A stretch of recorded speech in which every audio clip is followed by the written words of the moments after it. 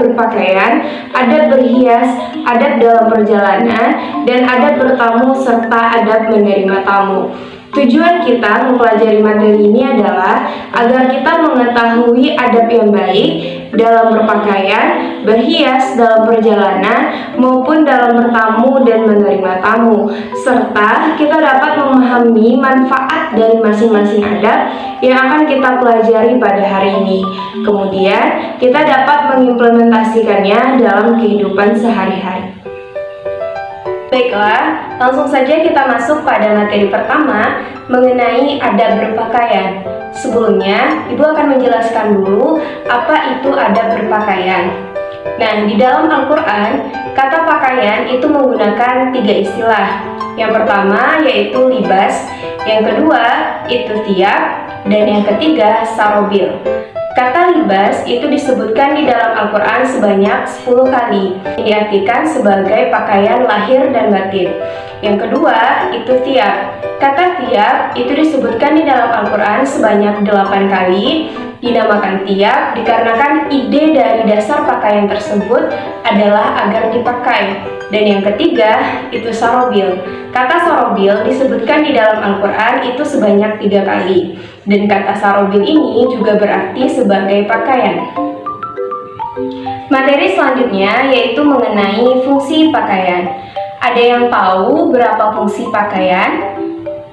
Benar, fungsi pakaian itu ada 4 macam. Yang pertama yaitu sebagai penutup aurat. Aurat adalah bagian anggota tubuh tertentu yang tidak boleh dilihat kecuali oleh orang-orang tertentu. Nah, fungsi pakaian di sini adalah sebagai penutup aurat baik bagi laki-laki maupun bagi perempuan. Yang kedua yaitu sebagai perhiasan.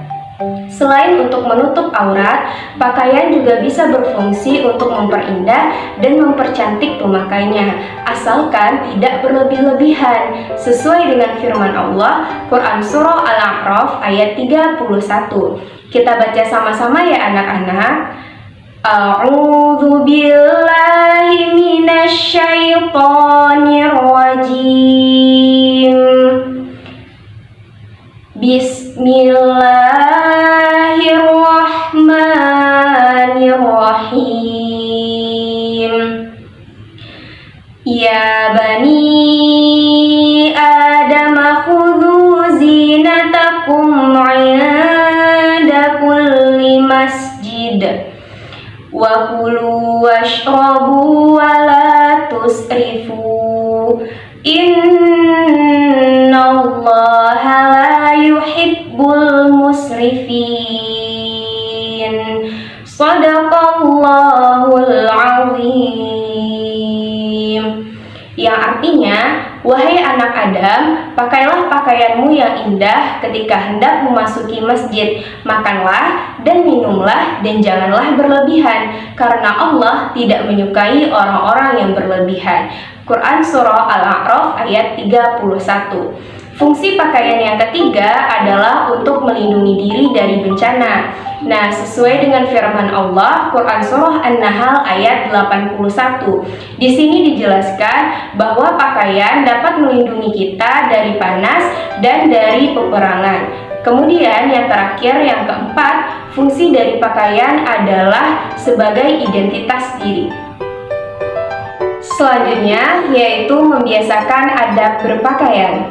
Nah, di sini Ibu akan menjelaskan bagaimana membiasakan adab berpakaian. Hal itu dapat dilakukan dengan beberapa cara. Yang pertama, disunahkan memakai pakaian yang bersih, rapi, serasi, dan sopan.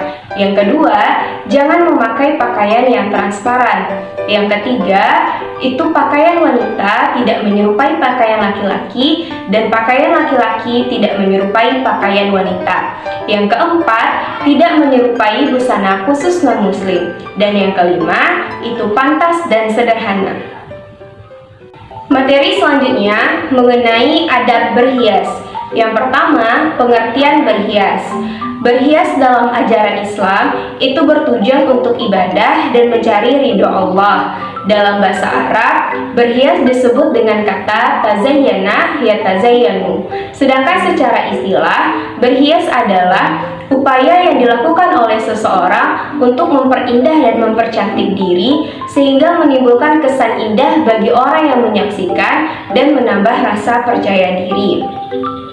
Pada dasarnya, berhias dikategorikan sebagai akhlak terpuji, sebagai perbuatan yang dibolehkan, bahkan dianjurkan loh, asalkan tidak bertentangan dengan prinsip-prinsip dan ajaran Islam. Dijelaskan di dalam hadis, Innallaha jamilun yuhibbul jamal, yang artinya sesungguhnya Allah itu indah dan menyukai keindahan. Hadis riwayat Muslim. Materi selanjutnya yaitu mengenai bentuk adab berhias. Nah, ada rambu-rambu yang harus diperhatikan oleh seorang muslim ketika berhias. Yang pertama, niat yang lurus. Berhias hanya bertujuan untuk beribadah dan mendekatkan diri kepada Allah. Yang kedua, tidak berlebih-lebihan.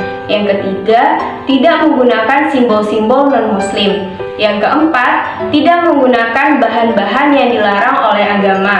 Yang kelima, tidak menyerupai orang-orang jahiliyah. Yang keenam, berhias menurut kelaziman dan kepatutan sesuai dengan jenis kelamin. Dan yang terakhir, yang ketujuh, yaitu tidak bertujuan untuk ria dan berfoya-foya. Materi selanjutnya yaitu membiasakan adab berhias. Islam menganjurkan kita untuk berhias secara wajar dan sederhana. Ada beberapa hal yang diharamkan di dalam Islam ketika berhias. Ada yang tahu apa saja?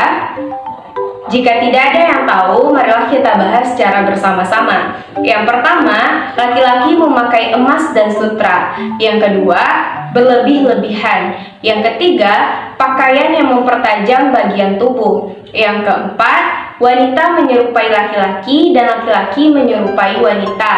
Yang kelima, tato dan mengikir gigi. Yang keenam, menyambung rambut. Dan yang terakhir, itu mencukur alis. Itulah hal-hal yang dilarang di dalam Islam ketika kita berhias. Materi selanjutnya yaitu mengenai adab perjalanan. Pengertian adab perjalanan. Kata perjalanan di dalam bahasa Arab itu menggunakan kata rihlah atau safar. Sedangkan secara istilah, perjalanan adalah aktivitas keluar atau meninggalkan rumah, baik dengan berjalan kaki ataupun menggunakan kendaraan yang mengantarkan kepada tujuan dengan maksud atau tujuan tertentu.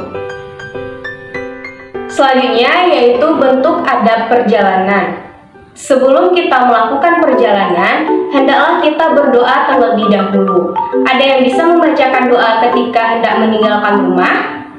Benar sekali, doanya adalah Bismillahi tawakkaltu 'alallah la haula wala quwata illa billah. Ketika kita dalam perjalanan, kita melihat sesuatu yang indah, baik itu pemandangan atau bangunan yang mencengangkan, maka gunakanlah kesempatan itu untuk tadabbur terhadap ciptaan-ciptaan Allah dengan mengucapkan kalimat Masya Allah. Kemudian, sebagai ungkapan rasa syukur atas keselamatan kita selama perjalanan, sesampainya di rumah, maka hendaklah kita mengucapkan hamdalah, sujud syukur, ataupun sholat sunnah. Nah, itulah bentuk-bentuk adab dalam perjalanan. Materi selanjutnya yaitu adab bertamu. Dalam pergaulan sehari-hari, istilah bertamu sering disamakan dengan silaturahim, karena memang tujuan dari bertamu adalah untuk menjalin silaturahim. Maka dari itu, penggunaan kata bertamu dan silaturahim itu sering dipakai secara bergantian. Dengan bertamu, seseorang bisa menjalin persaudaraan, bahkan kerjasama untuk memecahkan atau meringankan berbagai masalah dalam kehidupan sehari-hari. Selanjutnya yaitu bentuk adab bertamu. Yang pertama, kita harus memilih waktu yang tepat dalam bertamu. Jangan sampai kita bertamu itu mengganggu orang lain. Yang kedua, ucapkanlah salam dan mengetuk pintu itu sebanyak 3 kali. Selanjutnya, tamu laki-laki itu dilarang masuk ke dalam rumah apabila tuan rumah hanya seorang wanita. Kemudian, kita utarakanlah maksud dan tujuan kepada tuan rumah dengan bahasa yang baik dan sopan. Apabila sudah dirasa cukup, minta izinlah untuk segera kembali pulang kepada tuan rumah. Dan yang terakhir, lama waktu bertamu itu maksimal selama 3 hari. Selanjutnya yaitu nilai positif adab bertamu. Ada yang tahu apa saja manfaat dalam bertamu? Benar, manfaat dalam bertamu itu kita dapat menumbuhkan sikap toleran terhadap orang lain, serta dapat menjauhkan diri dari sikap paksaan, tekanan, dan intimidasi. Dan dengan bertamu, kita bisa menjalin persahabatan, persaudaraan, serta kerjasama dalam menjalani kehidupan sehari-hari. Materi selanjutnya yaitu mengenai adab menerima tamu. Menurut KBBI, menerima tamu diartikan sebagai kedatangan seorang tamu melawat atau berkunjung. Sedangkan secara istilah, menerima tamu adalah menyambut tamu dengan berbagai cara penyambutan, baik itu secara adat maupun agama, dengan maksud untuk memuliakan dan menyenangkan tamu tersebut atas dasar keyakinan untuk mendapatkan rahmat dan ridho Allah Subhanahu wa Ta'ala. Jadi setiap muslim itu wajib dalam memuliakan tamunya tanpa memandang siapa dan apapun tujuan orang tersebut. Selanjutnya yaitu bentuk adab bertamu. Cara memuliakan tamu adalah dengan menyambut kedatangannya dengan wajah yang manis dan tutur kata yang lemah lembut. Kemudian kita mempersilahkannya untuk masuk dan duduk di tempat yang baik, atau bahkan kita bisa menyediakan ruangan khusus untuk mereka beristirahat selama 3 hari yang dijaga kerapian dan keasriannya. Setelah itu kita bisa menyediakan makanan dan minuman yang mereka butuhkan. Materi yang terakhir yaitu membiasakan adab menerima tamu. Nah, untuk menyambut tamu dengan cara sukacita, itu sebagai tuan rumah kita harus selalu berpikiran positif terhadap tamu. Jangan sampai dengan kehadiran tamu tersebut itu disertai pikiran negatif dari tuan rumah.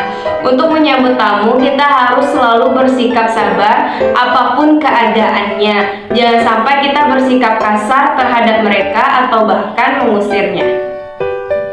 Untuk tugas latihan, jawablah pertanyaan-pertanyaan berikut. Dan buatlah di dalam buku latihan, dikumpulkan hari ini, waktunya itu selama 15 menit dari sekarang. Baiklah, marilah kita akhiri pembelajaran kita pada hari ini dengan membaca hamdalah dan doa kafaratul majelis.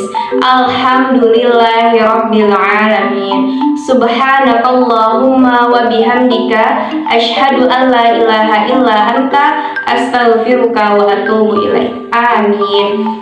Untuk tugas di rumah, itu buatlah sebuah poster dan video dari masing-masing adab yang telah kita pelajari pada hari ini. Kemudian, itu akan dikumpulkan pada pertemuan selanjutnya. Sekian, Ibu akhiri. Semoga kita diberi kekuatan dan kesehatan oleh Allah Subhanahu wa Ta'ala. Wassalamualaikum warahmatullahi wabarakatuh.